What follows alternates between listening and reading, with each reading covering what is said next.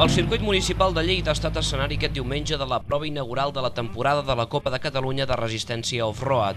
El certamen celebra aquest any la seva 6ª edició i promet bones dosis d'emoció i de competitivitat. La prova, organitzada per l'Escuderia Lleida, ha comptat amb la participació d'una trentena de pilots de 15 equips diferents que s'havien de rellevar durant les 3 hores de durada de la cursa. Els participants estaven distribuïts en 2 categories, la classe 1, reservada per vehicles de fins a 1.600 centímetres cúbics, i la classe 2, per a vehicles de fins a 2.000 centímetres cúbics.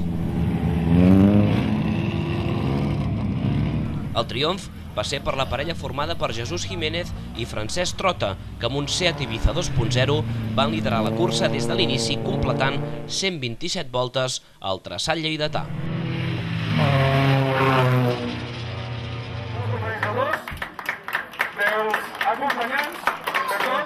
El año pasado ya fue un año duro que peleamos con molas y este año pues hemos querido apostar otra vez por intentar ganar el campeonato, reforzando nuestro coche y poniéndonos al día. La cursa d'avui ha estat molt bona, hem sortit, ràpid ens hem ficat primers i ja no hem perdut temps, hem fet els canvis justos, la mecànica ens ha acompanyat, no hem tingut cap problema i sabíem que havíem d'intentar fer un canvi amb safety, però al final hem decidit allargar fins al final i hem acabat crec amb 2 voltes d'avantatge.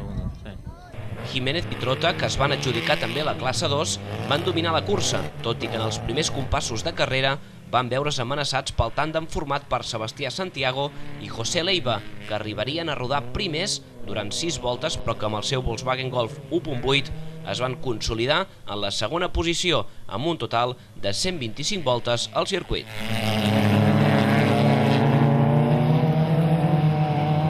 No se ha roto nada, que es lo importante. Cuando se rompe algo es cuando no ganas, y dentro de lo que cabe ha ido bastante bien. Bueno, pues nada, hemos salido terceros, cuartos, no hemos puesto primeros y bueno, hemos ido aguantando, pero tiraban muy fuerte los otros dos y bueno, hemos decidido aguantar un poco porque son 3 horas y hay mucha competición y bueno, 3 horas se hacen muy largas.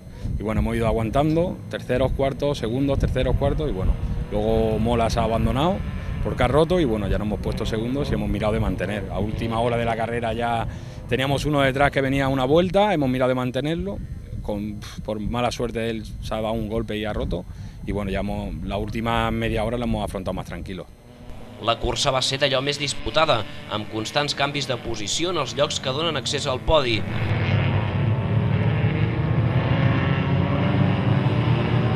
Finalment, el tercer calaix va ser per l'equip format per Joan Lucas, Héctor Navarro i Ricardo Sacristán. Amb un Volkswagen Golf i un total de 124 voltes al circuit, van fer una carrera de menys a més.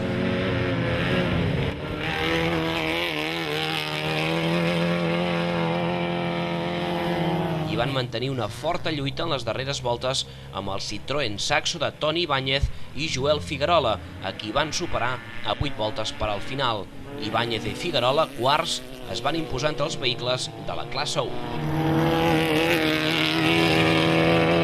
Ha començat una miqueta malament, amb el tema molt mullat i ens ha costat molt agafar el ritme, però després mica en mica hem anat agafant el nostre ritme de carrera i hem pogut anar avançant cotxes i posar-nos on ens toca davant.